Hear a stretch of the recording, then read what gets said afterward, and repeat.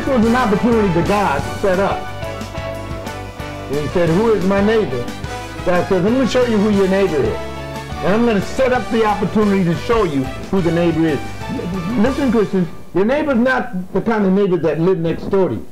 That's who you think is your neighbor. No, that's not who it is. Your neighbor may be a person on their job that you never even spoke to, that you know hates you.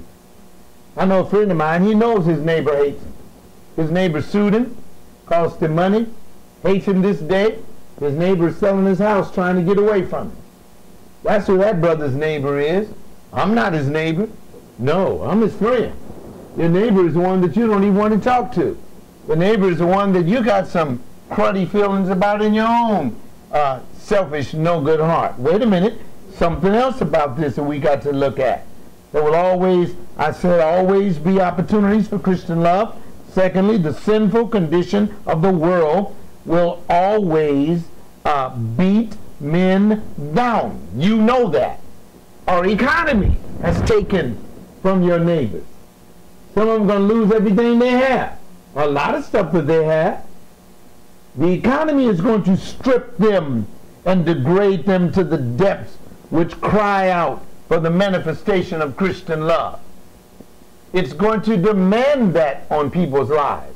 If you don't know them, you will come in contact with these people. Now, here we are, as Christians, trying to live within our status quo. Well, all right, I don't know who my neighbor is. Their responsibility isn't my responsibility. Go and talk your talk. Go ahead on and talk your talk and walk your walk. It is a wonderful thing to see someone in need. And it's secondarily wonderful to know that you can meet that need and meet it in a most precious way. I was talking with a person not 48 hours ago, and the person was telling me about a meeting that we had. And the person said, the last time I met with you, I had foul intentions, and I wanted to put forth those intentions on you when I came by to visit you. I said, is that right? And they said, yes. And I said, well, that would not have worked. And they said, why not? I said, because the Christ that is in me would never let me respond to your crises in that way. I said, you could have tried anything you wanted. You would have seen a Christian pastor. And you know what the person said? That is why I respect you. Because even when I told you the truth, I can look in your eyes. And she had a witness with her sitting right next to her, looked right in my eyes and said, I was going to try to seduce you flat out. And I said, you would have lost in that seduction. People need help.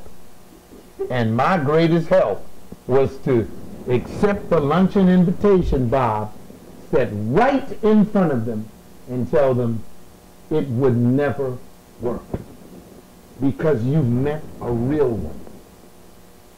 See, don't try to run from it. God will put right in front of you who your neighbor is.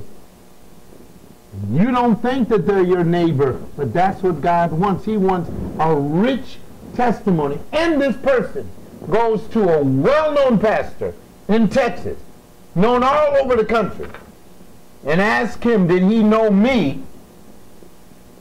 And he denied it. And I told her, I said, he's lying, because when he preached here in Los Angeles, he met me in the pulpit, and his friend Ken Ulmer told him about me. But of course he had to lie to her. Had to lie to her because he got Beverly Bam Crawford preaching at his wife's so-called female pastor's conference at his church. Liars. Now, you see what I'm talking about? Who needs what? That's the kind of world that we live in, my friends. An opportunity to love people. Love them. Tell them the truth. Listen, the intent of the enemy of the good news is to leave them dead in their sins. That's why this man was beaten and left for dead. And when we look at the sinner, when we view the life of the sinner and we don't love them enough to correspond with them, to help them to go that extra mile with them. No, they don't think like us. No, their intentions are not what ours is. But we have to become strong enough within ourselves that whatever their intentions are with us, let them try it. We will always come out the victors, shining for Christ. I used to be weary about what people would do to me. Now, Gloria, I don't care. Try anything you want. If you're going to try to, wait a minute, what's the name of the song we used to sing in the Baptist church? This little light of mine, I am going to allow it to shine. You know, won't let Satan put it out. See, that's the first song that I learned when I was a Christian, Alphonse.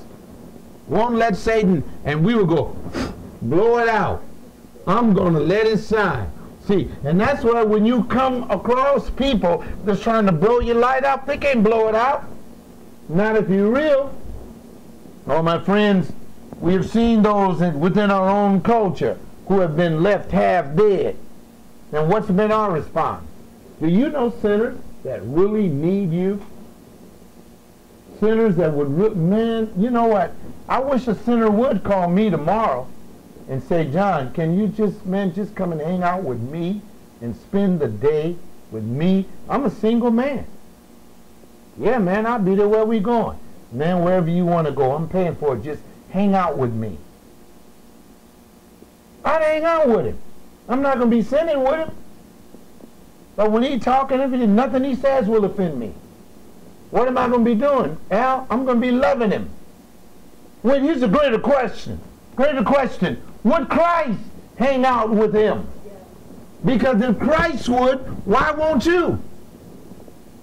Well, you know, I can't be seen with you. What? Wait a minute, let's keep moving. Let's keep moving. First one we looked at, an opportunity to love in verse 30. Secondly, we're looking at, in verse 31, occupational love. Because that's what I think most of us are. Most of us are into occupational love. Now, verse 31 says, and by chance, I like the way Jesus put it. Not by plan, but by chance. And let me share this with you, Christian. Whomever you come in contact with is going to be by chance. Whomever. He says, and by chance, a certain priest was going down on that road. Wait a minute, let me share something with you. I was on the way home yesterday from somewhere, and it wasn't by chance, it was by plan. Sean, you know about this. You know what a sting operation is, right? Okay, you know what a sting operation is. I'm driving down a certain street, and they had a street prostitute on the street walking, and I said, that's a prostitute. That ain't no regular person walking down the street. And one half block, because I turned one half block, and they have now these white police vans with the strip lights on it, and 2 or 3 officers there on the radio, and just about a half block up while they're walking, and any fool that would talk to that so-called prostitute, that person is keying the police, and they just come and just swooping up people like that. And see, that's by plan. That's not by chance. And if you get picked up in a sting operation, that's by plan.